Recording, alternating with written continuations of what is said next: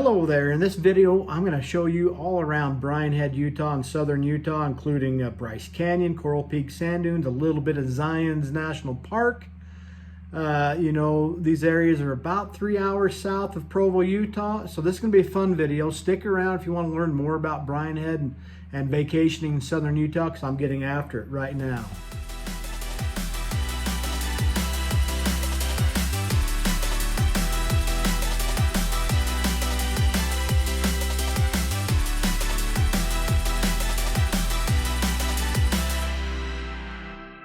Hey, first time to this channel and you want to know everything about eating, sleeping, playing, the good and working, the good, the bad in Provo, Utah, and specifically today talking about day trips from Provo, Utah, then go ahead and subscribe.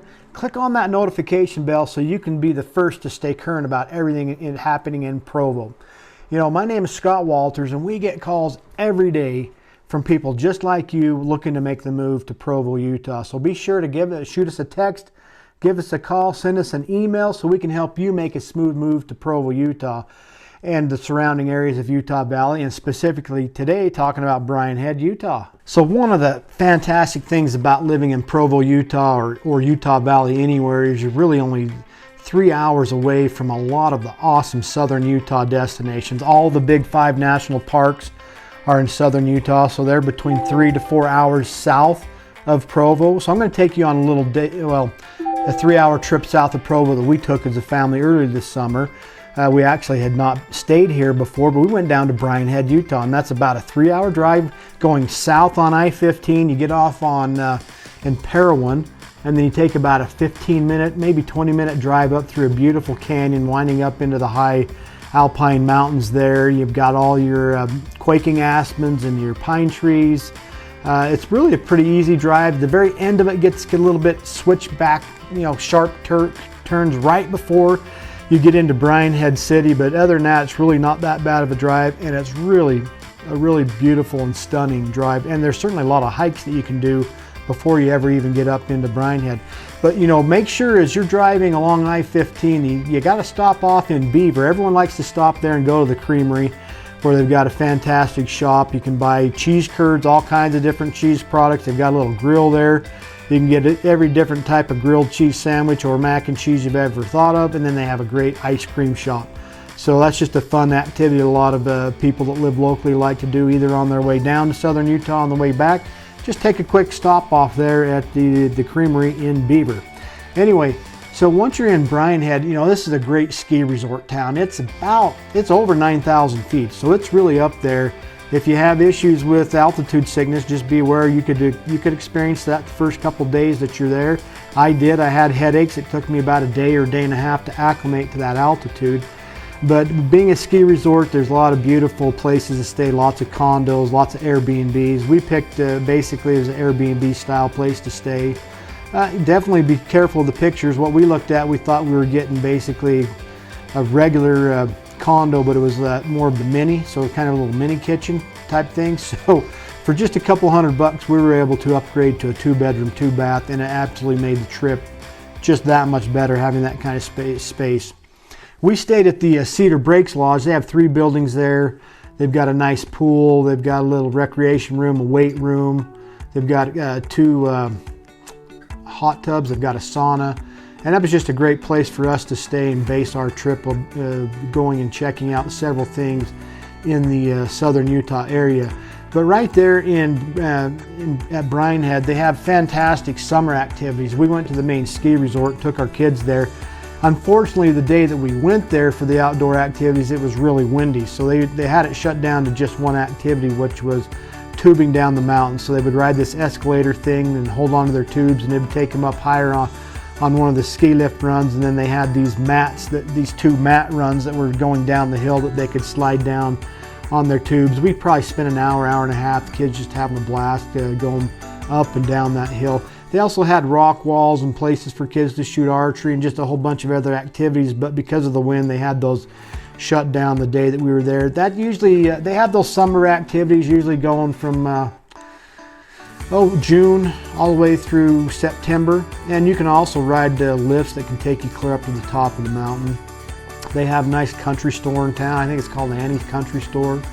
where they've got a few supplies that you can get. If you need other groceries and things, you're probably going to get it down in Parowan. They've got a store that we got some groceries there. If you want more, then you'll probably be dropping down into Cedar City or St. George to get more groceries for the week. But we were fine with getting some stuff there in Parowan and using that for our stay there in Bryan Head. They had grills outside the Cedar Breaks Lodge, so one day we cooked steaks out there, enjoyed that, and just a lot of fun that way. There's lots and lots of hiking trails around Bryan Head. We didn't spend a lot of time on the hiking trails, but one of the things that we did that was a lot of fun is they have I think it's called the Bryan Head Peak, and it's over 11,000 feet. It's up there, but just as you exit the town on the, I guess it'd be on the south end of town, there is a dirt road that hangs back up towards that peak. It's kind of washboardy. It's not too bad. We were driving a Suburban, so we didn't have any issues, but we drove clear up to the top there, and just spectacular views. Probably would have been a little better if it hadn't been so windy, because it had blown a lot of dust in and we couldn't see as far as you normally would, but normally just some fantastic views. The sign up there says you can see all the way to Nevada and Arizona from there, and I believe it if it were clear. They did have an old CCC, one of those things built back during the Great Depression, kind of I guess a little shelter thing. It was kind of cool to stand in there and get some pictures. So that was a fun little activity for us to do. And I guess if you're super adventurous, then you could go ahead and just hike all the way back down to the lodge from there. We didn't do that. We just hopped back in the car, but had fun watching the wildlife and the wildflowers and just having the beautiful view up there. So that was a real fun activity. Now, one of the other cool things about staying in Bryan Head is the fact that it's quite close to quite a few of the national parks and other attractions. One of the places that we went to is called Panguitch Lake, and it is probably 20-25 minute drive from Bryan Head is all, and it's a big high mountain reservoir.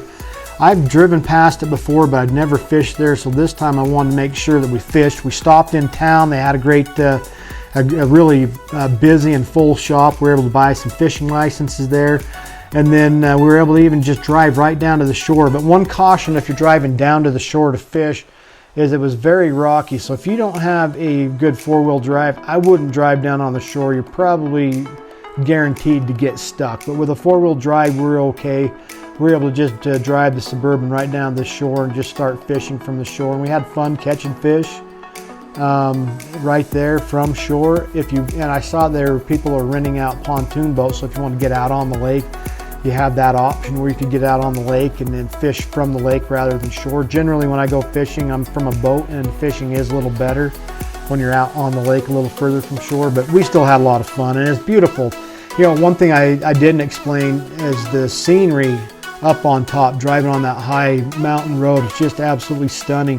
Plus there's a lot of really cool old ancient lava flows everywhere, and then you've got the quaking aspens and the pines that are just kind of it's like these flows are going all through those trees and forests. We saw 3 huge bull elk running off into the trees on one of our trips over to Panguitch Lake. We saw deer. We even saw an antelope. I didn't realize they even had antelope down there on that mountain, so that was kind of fun. And that's a really, that's a quick trip if you're using Bryan Head as your base for your southern Utah trip. Just, again, 20-25 minutes. So we kept kind of taking the route towards Panguitch Lake, but you can actually take another route, the one that goes over more towards Cedar City. You can drop down into Cedar City if you're heading back to the west, but if you go east, that'll take you back over to I think it's Highway 89. That's how we went down to Coral Pink Sand Dunes. But one of the things that's really cool about Bryan Head too is it's right next to Cedar Breaks National Monument. Some people kind of call it a mini Bryce Canyon. I mean, it has very similar features to that, and by no means is it mini. It's really big and huge and beautiful and impressive, and that's just right out of Bryan Head, just 5 minutes or less. So if you decide to go more towards, if you're driving over to Highway 89 instead of going the Panguitch Lake way, if you go over that you can go over past what's called Duck Creek and a couple other reservoirs and lakes over that way. A lot of cabins. A lot of people have cabins in that area. There's a very beautiful large reservoir called Navajo Reservoir, really big place. Saw people fishing down in there. So that's one of the really awesome things about being up on top of Bryan Head there. There's just roads going everywhere. So there's a lot of places that you can drive and explore and find other lakes that are just as cool as that Panguitch Lake. So Another fun thing about that area. Now, one of the other days that we were up there, well, actually 2 of the days, we went over to Bryce Canyon. Bryce Canyon was about an hour, maybe an hour and 20-minute drive from Bryan Head, so not too bad. From where we were at, we drove past Panguitch Lake every time, dropped down into Panguitch, and then on over to Bryce Canyon. When you come into Bryce Canyon, you come in the main part of town. They've got a lot of shopping opportunities right there. They have a cute little kind of old western town. You can go walk through Rock Shop. They've got an ice cream shop across the streets, kind of the iconic Ruby's Inn, where they've got that's a place that people can stay in a hotel. They also have an RV park that we've stayed at before. They've got pools there. They also have restaurants. We actually checked out the restaurant. It was a buffet style restaurant, and it was okay. It wasn't the greatest, but it was all right. They did have some kid menus that were a little bit cheaper because the buffet price was a little pricey. So just my son and I got the buffet. Everyone else got like grilled cheese sandwiches, and they enjoyed it. So you have that option. So you've got dining there. There's another shop just outside of town that had people lined out the door, said some kind of pie shop. Can't remember the name of it, but that looked really popular. But from the main part of the town right there, you're just like a couple minutes driving right into the national park.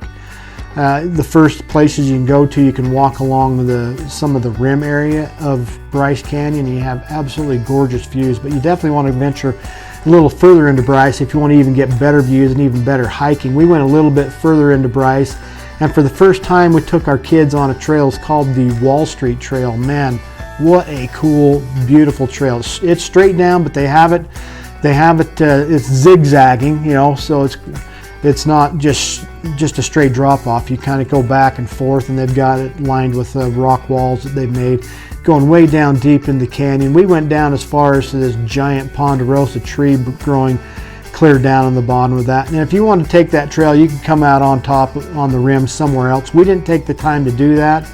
As steep as that trail was, it really wasn't as hard as I thought it was going to be. We all made it. We made it down and up in probably an hour and a half. And the kids just had a ball just running up and down those trails. Mom and Dad had fun too. I don't know if we'd say we had a ball. It was definitely a workout, but it was just super scenic, super beautiful. This time when we went to Bryce, we actually went even a little further south to some other lookout points, and they were absolutely stunning. Just some of the most beautiful formations on earth, all those different red hoodoos in Bryce Canyon, and we just absolutely loved being there. We spent a couple hours. I mean, you could spend all day if you wanted, and especially if you wanted to hike all the various different trails that they had, you could spend a whole day very easily in Bryce. But we spent most of the day that one day. The second day, we actually spent the first half of the day at Panguitch, and then we decided we wanted to go check out some other areas that we hadn't seen in Bryce Canyon, specifically the Mossy Cave Trail. This is actually, instead of turning into the Ruby's Inn area part of Bryce Canyon, you keep heading on towards Hatch and Escalante. Before you get there, on the south side of the road is the turnoff for Mossy Cave, and it's just a short hike. I'd say to the cave is maybe 10 minutes or less, and from the cave it's just also 2 or 3 minutes to the waterfall. And so it's just very scenic, very beautiful. Lots of the hoodoos that you can check out, but also a fun waterfall that the kids can play in and walk down the river. So definitely recommend, if you're going to Bryce Canyon, you got to check that out. So anyway, Bryan Head to Bryce Canyon, hour and 20 minutes. So Bryan Head makes a fantastic place to be able to have staging area to go check out these cool parks. Now on another day, we actually were able to check out two things. We checked out the state park. It's called Coral Pink Sand Dunes, very near Kanab, Utah.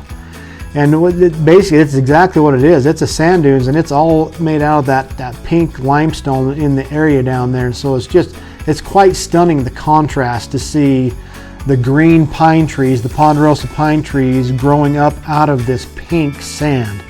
And you could literally spend hours. I saw a lot of people were camping there, so they're spending days or weeks there. We spent just a couple hours having fun playing in the sand and having a picnic, but there were people that were all hiking all over the dunes, having a great time. So that's a really cool little park to check out if you're in southern Utah. Again, that one is probably an hour and 20 minutes or so from Bryan Head. on the way back coming home, the turn off to head into the east entrance of Zion Canyon was right there. It's going through like the Mount Carmel area or down in that southern Utah area. So we decided to go ahead and take that. And so we went ahead and drove all the way through Zion National Park from the east entrance coming out the west entrance into, you know, Hurricane and into the St. George area. But my goodness, there's some absolutely beautiful formations that you can check out, beautiful rock formations. They've also created a man-made tunnel that's pretty darn long too that you drive through to get from the east to the west. So that was the kids love driving through that tunnel. Now, once you get into the main part of the park, they do have a place where you can park and take shuttles up into the arm of the park where they have a lot of the different hikes, like the Angel's Landing hike or the Emerald Pools hike. It happened to be 107 degrees the day that we were there, so none of us felt like hiking. Plus, we've been to Zion's Canyon before, so we didn't feel like doing the hikes, but we'd rather wait till like February or March when it's much cooler and the crowds are much less. Keep in mind, if you want to go up to those places, you do have to park kind of at that main entrance and take shuttles into that area of the park. Another part of the park that a lot of people don't know about is the Kolob Canyon, and that's an area, if you're coming from I-15, it's just in between St. George and Cedar City. That's a very quick 15-20 minute scenic drive up into the canyon overlooking that Kolob arm of the Zion Park. Absolutely recommend it. If you're on I-15 one day, take a minute, take that drive. You will not regret it. Absolutely beautiful. So anyway, that's kind of what's so great about southern Utah, and specifically using Brian Head as our staging area for this day trip, was we were just a few hours away from all these different activities. We're an hour and 20 minutes over to Bryce Canyon. We were just like an hour and 20 minutes down to the Coral Pink Sand Dunes. Same thing for getting down to Zion National Park. You're just about an hour and 20 minutes away. Now, if you wanted to go over to like Canyonlands and Arches, those areas are a little bit further away. Those are probably two or 3 hours from Brian Head, so I wouldn't really use that as your getaway for those national parks. But for Bryce and Zion's, perfect spot to be. And if you want to ski, I've actually never skied Brian Head. Now that I've been down there, I would like to. It just looks like some beautiful runs, big wide open areas to ski. I definitely recommend checking that out. So anyway, one of the fantastic things about living in the Provo, Utah area is you're just a couple hours away from some absolutely stunning and beautiful southern Utah scenery and country. So again, I'm Scott Walters. If you're thinking of making a move in 9 days or 90 days to the Utah area, I got you covered. Shoot me a text, send me an email, reach out to me. I absolutely love helping people come to learn and love these areas just as I have. So again, click on that notification bell, subscribe, click on the notification bell so that you get notified every time that I drop another video about what it's like living in Provo, Utah. And you can be the first one to get those videos. I will catch you on the next video.